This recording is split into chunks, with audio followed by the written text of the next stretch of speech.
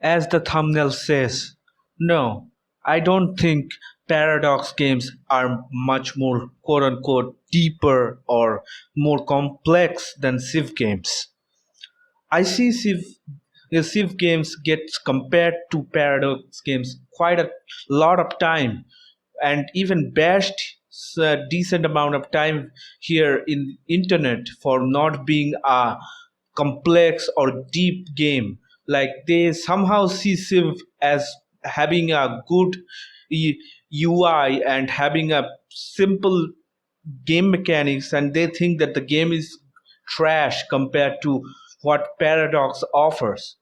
Even though Civ 7 has a garbage UI, still, I feel like this sentiment of Firaxis games or Civ, more specifically Civ games, having a simple game is being a simple game compared to Paradox games is being. Uh, I don't really get it.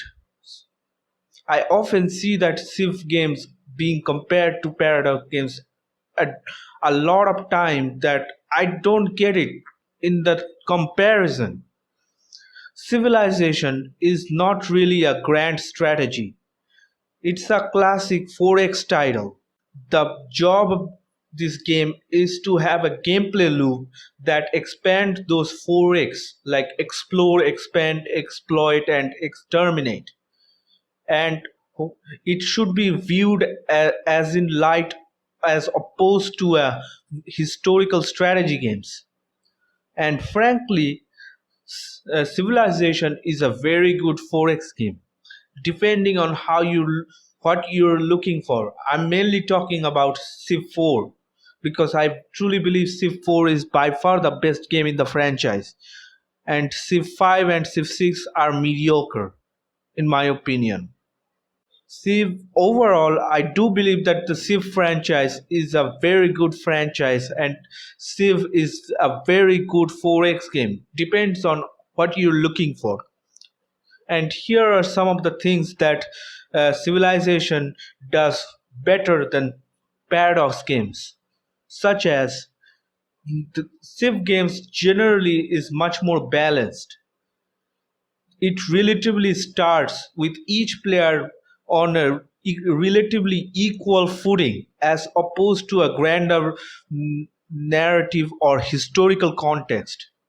Like every civilization, uh, every civ leaders and players start with one warrior and a settler, as opposed to grand strategy games where the location feels completely different from each other, and it is nowhere near as balanced as civ games, in my opinion, in that aspect.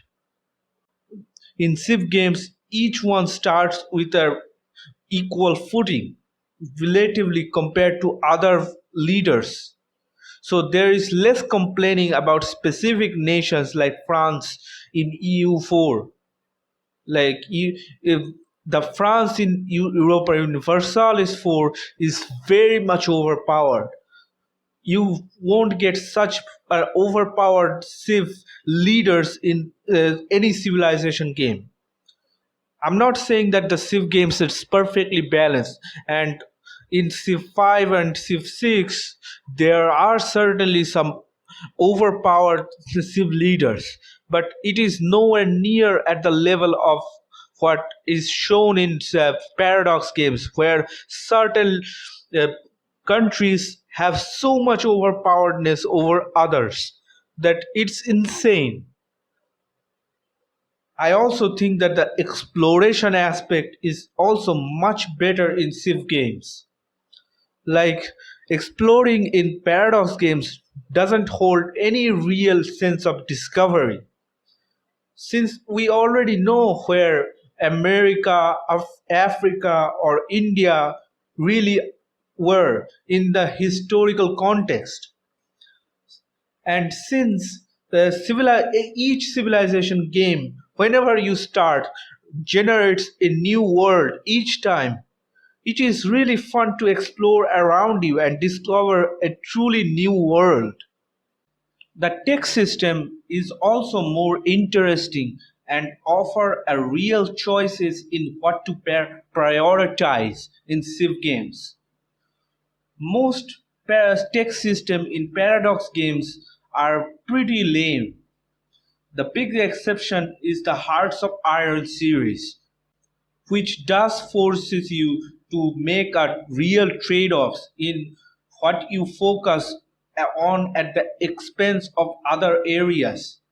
Like Hearts of Iron tech system is by far its best qualities in my opinion and one of the highlights of the game. But other than that, I don't think any tech system in any other Paradox games really offer much of a choice. The qualities of Hoi 4 tech system also can be found in some extent in Victoria series, but Victoria's series' tech system is still quite linear, whereas EU4 and Crusader Kings 2 tech system are so basic and don't offer much in the way of forcing up meaningful trade-offs. The Civ tech system is not perfect, but it does forces you to make interesting choices. I also think that Civ also allows you for more room for creativity.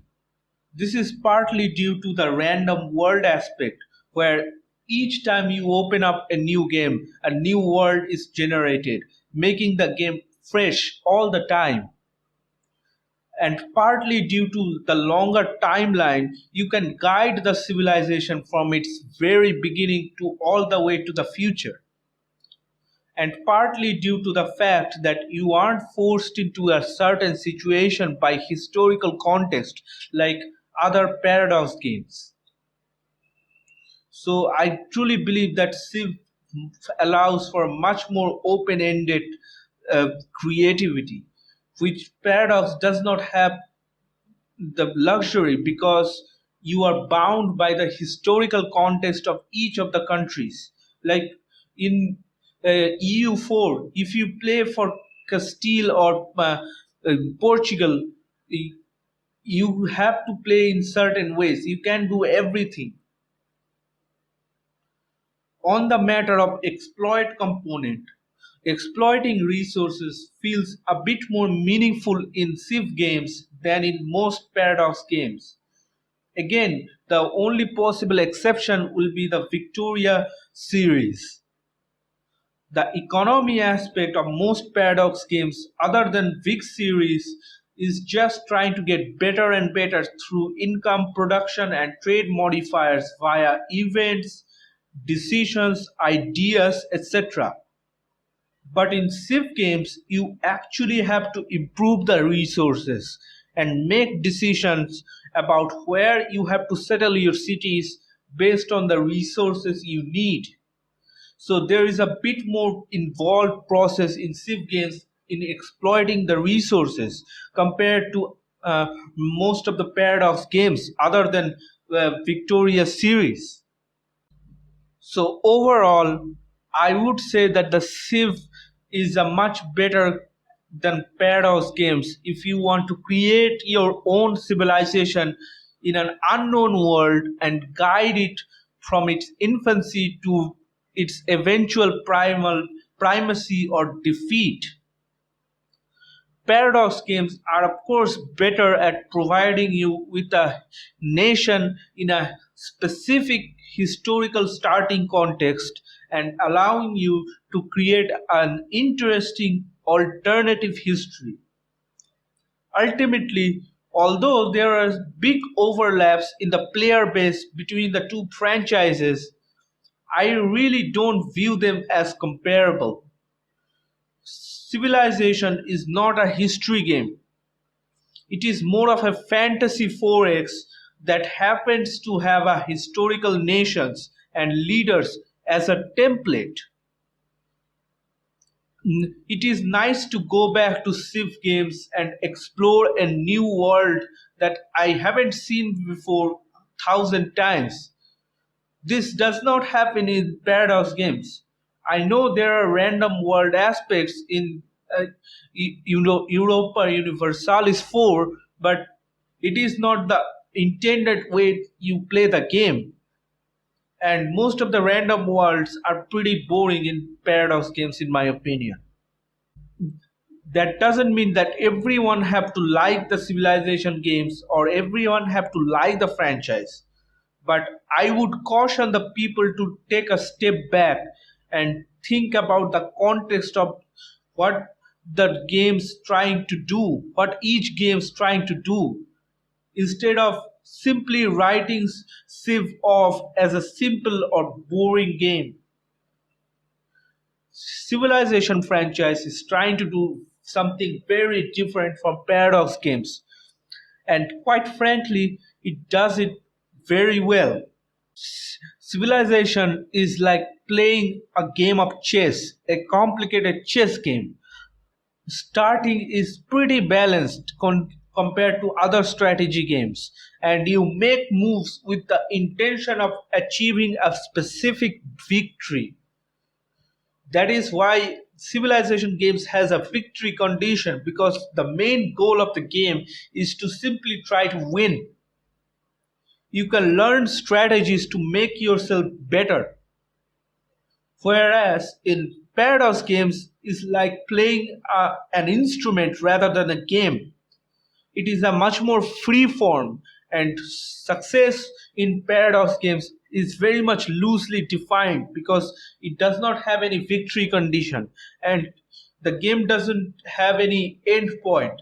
You can just simply end it whenever you want, and the game doesn't reward you or punish you for playing badly. You may lose here and there, but it does not have any win condition, so there is no win or loss state in that game. Being good at paradox games is more about learning about the fundamentals and techniques to play rather than memorizing a list of strategically advisable moves. You also got to keep that in mind, all of your fingers at one at a time, all the metagaming or all the strategies. Contrary to what a lot of people says, I don't really find Civ games to be simpler than Paradox games. To me at least, Paradox games are more like a relaxing sandbox, and Civ games are a difficult challenge that I play to win.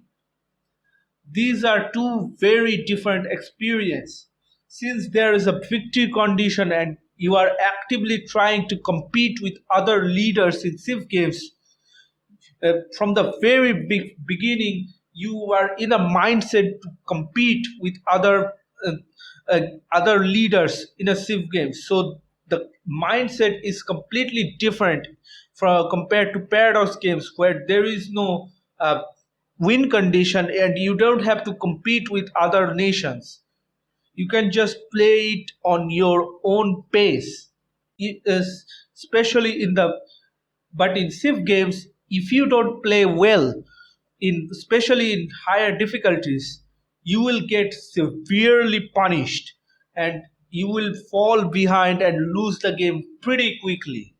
Especially in Civ 3 and 4, where the AI is brutal. Like the AI in Civ 4 really knows how to play the game well, unlike in Civ 5 and 6. So that's it for my overall comparison between the two genres. One is a grand strategy games where win or lose is not defined, and another is a 4X strategy games where literally in the genre's name it is said to exterminate your opponents. It's like you are trying to win at all cost. So when you're playing the two games, it is a completely different mindset. One, you're actively trying to win a competition, and another, you are just playing the game and learning new techniques. These are all two very different games. And I am not saying that the Paradox games are bad. Quite contrary, they are very good, and they have a lots of positives and negatives. depending on the games that they produce. But I really don't understand why the people have the need to compare Paradox games with Civ games, because they are both in a completely different genre, even though they fall uh, within the same strategy sphere. They are both different genres, types of games, and should not be compared with. Overall, I find Civ games to be much better in my opinion. But I don't really hate Paradox games. I play all of them and I enjoy them very much. But those are very different games with different mindset, and one, in my opinion, should not be compared with. That's it for today's video. Thanks for watching.